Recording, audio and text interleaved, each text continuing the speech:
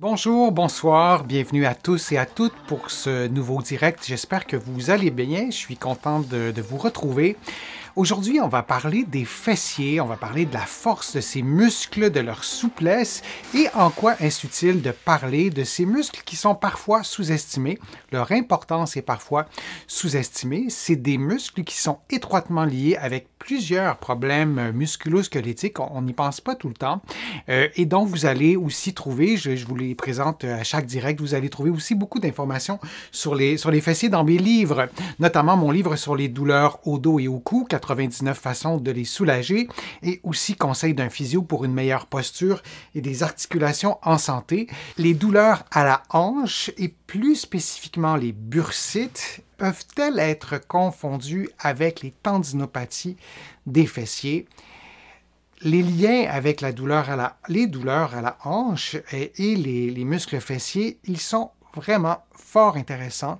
C'est intéressant de se pencher là-dessus. Les douleurs à la hanche, elles sont en général, j'allais dire diffuses, c'est peut-être pas le bon terme, mais c'est une grosse articulation, la hanche. Vous le voyez en ce moment à l'écran.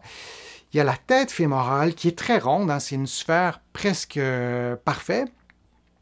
Et on a le fémur, on a la capsule, l'enveloppe de la hanche. On a d'autres structures que vous voyez, le labrum qui est une structure de tissu mou qui permet une meilleure mobilité. Et on a par-dessus tout ça, évidemment, on a les muscles fessiers. Donc, c'est une très grosse articulation. Et on a aussi des bourses dans la hanche qui sont des petits coussinets. Les bourses, vous les voyez avec des flèches, donc c'est ce qui est en bleu. Et il y a beaucoup de patients en fait, qui me consultent avec un diagnostic de bursite à la hanche. Et parfois, c'est des auto-diagnostics. On va s'auto-diagnostiquer une bursite. Et on doit se poser la question, est-ce vraiment une bursite? Et c'est absolument fondamental parce que sinon, on n'a pas un plan de traitement adapté. Une bourse, c'est un petit coussinet qui est logé près d'un tendon, près d'un os, près d'une structure articulaire ou d'un muscle et qui permet une meilleure mobilité, un meilleur mouvement de l'articulation. Alors ça, c'est une bourse.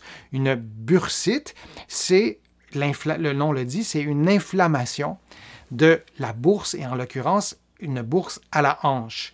Alors lorsqu'on a mal, notre cerveau ne peut pas distinguer si la douleur est à une bourse ou à un tendon, mais c'est important de pouvoir le faire. C'est pas toujours simple de le faire. En fait, c'est impossible de le faire soi-même. Et si on regarde les muscles, si on ajoutait à ça les muscles, ça ressemblerait à ça. Et là, on ne verrait plus les bourses parce que les bourses sont en dessous de tout ça. Alors, c'est très étroitement lié biomécaniquement, et c'est aussi très près physiquement l'un de l'autre. La bourse, il y en a plusieurs à la hanche, vous l'avez vu, c'est près d'un tendon aussi. Il y a des études qui ont démontré que ce type de douleur, qu'on décrit comme une bursite, n'était pas toujours associé à un phénomène inflammatoire de la bourse, donc à une bursite, mais bien à un problème au tendon du petit ou du moyen fessier, soit une tendinopathie, on parle souvent aussi de tendinite, ou on peut parler de tendinose aussi, parce que dans ces cas-là, et c'est arrivé souvent auprès de mes patients, la douleur elle est là depuis longtemps, parfois depuis des années, et on parle davantage de processus dégénératifs et pas seulement de processus inflammatoires. Ici, on revisite le petit fessier, je vais vous le montrer comme ça. C'est le muscle le plus profond des fessiers. Et je vais vous le montrer en gros plan pour que ça soit plus clair pour tout le monde. À droite, complètement, si on suit le muscle, on voit qu'il y a une partie qui est plus blanche. C'est le tendon qui s'attache sur le fémur. Et tout près de là, il y a une bourse. Et dans bien des cas, ce n'est pas une bursite, mais c'est bien une tendinopathie. Alors, c'est important de faire la différence. Et si vous avez une bursite, par exemple, un diagnostic de bursite, où vous vous êtes auto-diagnostiqué une bursite et vous avez une infiltration de cortisone dans la bourse, bien, si c'est une tendinopathie, ça ne fonctionnera pas. Et pour ce qui est du plan de traitement, on souhaite avoir un programme d'exercice qui permet de détendre cette région-là, permet de détendre les muscles fessiers. On veut comprendre pourquoi il y a une inflammation ou un processus dégénératif au tendon, comment on est chaussé, comment on bouge, comment on marche, comment est notre biomécanique. On a besoin d'une évaluation, parfois d'aller faire des automassages au niveau des fessiers notamment, ça peut nous aider et la stratégie thérapeutique, elle est différente que pour une bursite. Alors si vous vous sentez interpellé par cet aspect-là des fessiers qui donc vont causer une douleur à la hanche qui ressemble à une bursite, bien, parlez-en à votre médecin, parlez-en à vos professionnels de la réadaptation que vous consultez et vous aurez de meilleurs résultats, c'est sûr. Je vous présente maintenant un programme d'exercice pour vous aider à soulager la douleur qui cible principalement les muscles fessiers, évidemment, mais vous pouvez intégrer ces exercices à une stratégie thérapeutique aussi et en suivant bien sûr les contre-indications spécifiques à votre condition et n'oubliez jamais, aucun exercice ne doit augmenter ni reproduire la douleur. Le premier exercice que je veux vous montrer, c'est un exercice simple à faire. Vous placez votre cheville sur le genou opposé et avec vos mains, vous dirigez votre genou vers l'épaule opposée. Est-ce que vous arrivez à faire ça en position couchée? Vous gardez la position 30 secondes jusqu'à 60 secondes et vous relâchez. Puis vous pouvez refaire du même côté ou de l'autre côté, mais chose certaine, vous faites l'exercice des deux côtés toujours, même si votre problème est seulement d'un côté. Et il y a souvent un débat, est-ce qu'on doit tenir 30 secondes, est-ce qu'on doit faire plusieurs mouvements, combien de temps? Les études n'ont pas démontré la meilleure recette pour assouplir un muscle. L'important, c'est de tenir quand même quelques secondes. Moi, je ne vous recommande pas de donner des coups à la fin du mouvement, d'y aller de façon fluide, de respirer librement pour vous aider à relâcher le tonus musculaire, disons ça comme ça, et ça vous permet donc de faire l'exercice de flexion en diagonale, couché sur le dos. Je vous montre cette variante-ci de l'exercice. Une façon différente, modifiée en fait de faire le même exercice que vous venez tout juste de voir, c'est l'exercice qui ressemble au précédent, mais vous allez aussi effectuer une flexion de la hanche opposée. Alors, vous allez mieux voir ce côté-là. Vous vous aidez avec vos mains, bien important, et vous faites une flexion, en l'occurrence de la hanche droite, pendant que votre cheville gauche et sur votre genou droit. Et vous tenez la position pendant quelques secondes ou sinon, vous tenez la position plus longtemps et vous prenez une pause après et vous répétez. Évidemment, quelques fois, vous pouvez répéter 3 ou 4 fois, 50 secondes chaque fois. Vous ajustez vraiment les paramètres et vous le faites, comme je le disais, des deux côtés. C'est bien important de faire tous les exercices des deux côtés.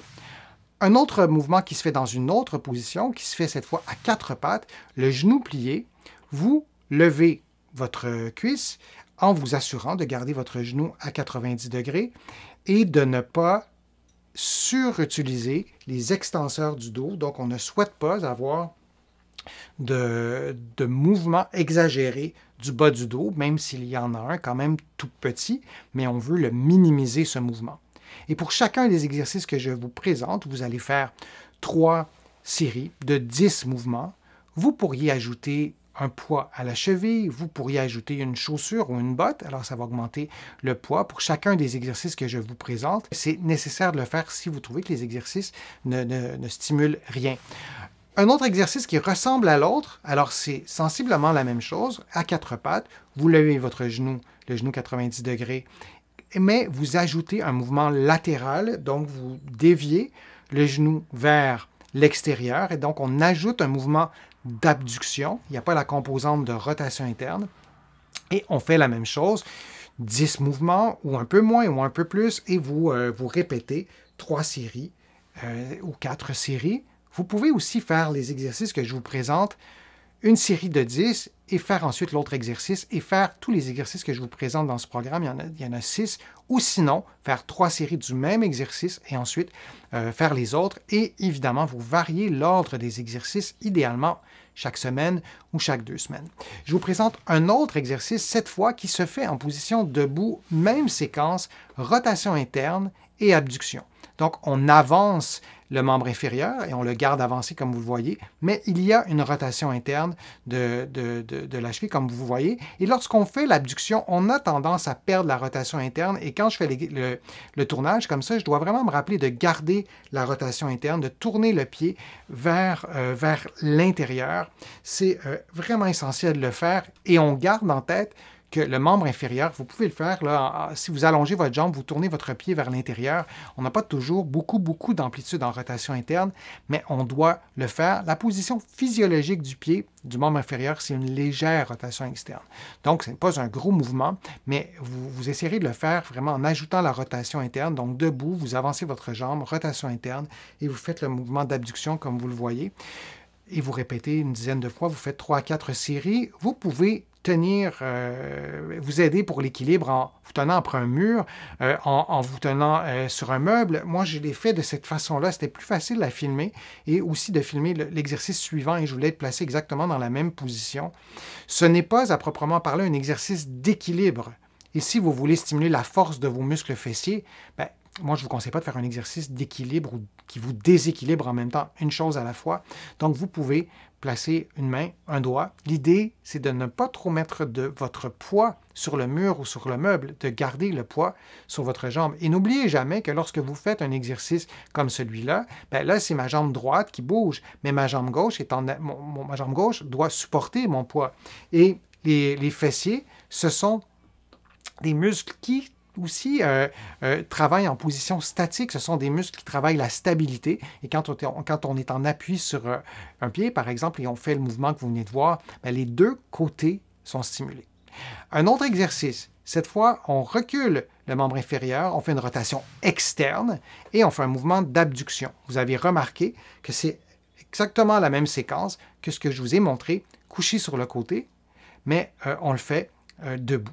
Alors, c'est différent. La gravité n'a pas le même effet sur notre corps, donc l'effort sera différent.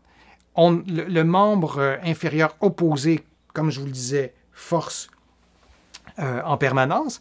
Donc, c'est un exercice qui travaille les deux côtés, ce qui n'est pas le cas lorsqu'on fait l'exercice semblable, les deux premiers exercices que je vous ai montrés, puisqu'on n'a pas l'effet de la gravité sur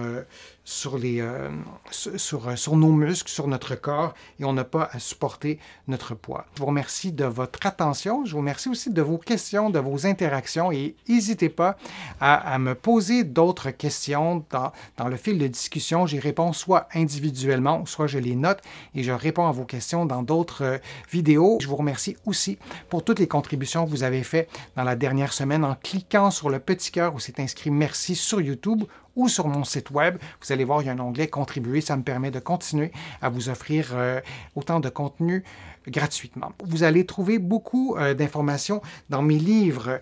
Vous les connaissez, que vous allez trouver partout au Canada en librairie et sur le web. Et vous allez trouver aussi mes livres de l'autre côté de l'Atlantique, notamment à la Librairie du Québec à Paris. Vous allez aussi trouver beaucoup d'informations sur mon site web, le www.denisfortier.ca. Vous pouvez vous y abonner, vous pouvez vous abonner à des infolettres, c'est complètement gratuit. Alors, je vous souhaite une bonne fin de journée, une bonne fin de soirée, puis au plaisir de vous revoir pour un prochain direct, pour une prochaine vidéo. À bientôt.